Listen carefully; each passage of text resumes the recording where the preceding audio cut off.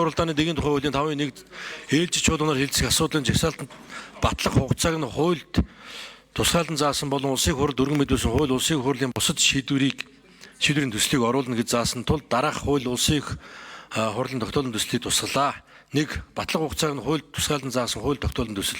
1. Монгол Улсын 2027 оны төсвийн тухай нийгмийн дадлага сангийн 2027 оны төсвийн тухай эрүүл мэндийн дадлага сангийн 2027 оны төсвийн тухай үндэсний хуулийн сангийн 2027 оны төсвийн тухай болон холбогдох бусад хууль тогтоолын төсөл.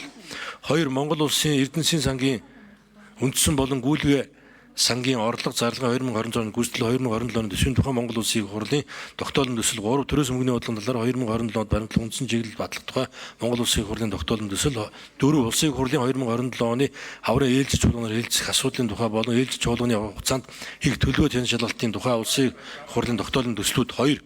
Улсын хурал өргөн мэдүүлсэн болон хэлцүүлгийн шатанд байгаа 80 хуулийн төсөл 8 Улсын хурлын тогтоолын төсөл байна. Эдгээрээс Улсын хурал өргөн мэдүүлсэн бөгөөд хэлцүүлгийг явуулаагүй байгаа 23 хуулийн төсөл 1 Улсын хурлын тогтоолын төслийг тусгахаар бэлтгэлээ.